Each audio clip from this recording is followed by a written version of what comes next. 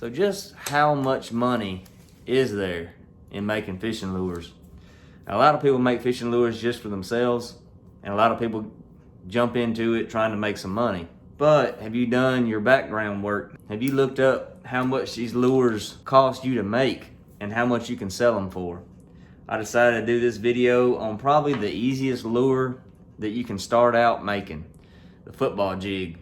Very, very common. A whole lot of bass fishermen use these lures. So they're kind of easy to sell and they're really easy to make. They don't have any kind of components other than a weed guard, a hook, a skirt, and some lead. So I say this is a real good starting point if you're going to start making lures, is to get you one of these molds. Before I get into all the costs and what you're going to need, let's go ahead and make some. Check it out.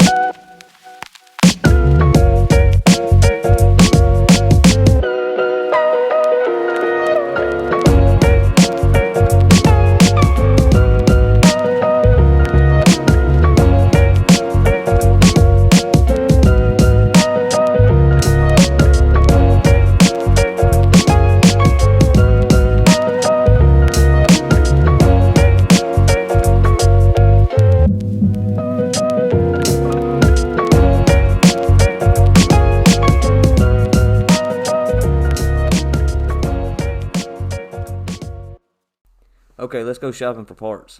I shopped around for these specific parts and found Barlow's tackle to be the cheapest.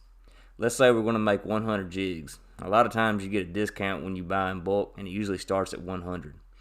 To do 100, we're going to need 100 Mustad 5/0 hooks for $18.50, 100 weed guards for $9.50, and skirt tabs are the most expensive part, so make sure you shop around. I wouldn't do any less than 3 tabs per jig, so we'll need a total of 300 tabs. They come in 10 tabs per pack. I got 20 packs of black for $39.40 and 10 packs of blue for $19.70. We'll also need packages to put the jigs in. We can get 100 poly bags for $2.29, and lastly, we'll need powder for the powder coat. 1 2-ounce bottle for $6.95, and that'll last a lot more than 100, so you'll be able to use that later on. The subtotal is $96.34, and shipping's $8.95. I'll never forget about shipping, because that's a cost that you're going to have to add in. So grand total is $105.29 to make these 100 jigs. So that's going to cost you $1.05 per jig.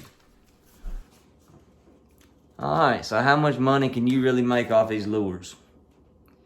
Cost you $1.05 to make, and you made 100 of them. Football jigs, you usually see them going for about $3 a pop. That puts you at about $195 profit. The more you do, the better you get. You can knock out 100 in a day pretty easily, but are you going to sell 100? How long is it going to take you to sell them? Not to mention, you don't want to just do one color. You know, one person might want 5 black and blue, but they'll also want 5, pumpkin or watermelon. So your initial setup's going to be a lot more than just black and blue. Unless you just know somebody wanting to buy 100 black and blue jigs, then you're pretty straight. I also didn't add in some of the components that you're going to need to do lures. Most importantly, lead. If you're not getting your lead for free, I don't see how you could profit at all, because lead is very expensive. Best bet is to try to get in with someone that works at a tire shop, and then will save all the wheel weights for you. If you could find somebody that likes to fish that works at a tire shop, you could trade some lures for the wheel weights. Melt the wheel weights down yourself. It'll save you a lot of money. You're going to need some kind of pot to melt your lead down in, either like the one I got, or you can just get one pot that just melts it and you can ladle them in your mold. You're going to need a mold.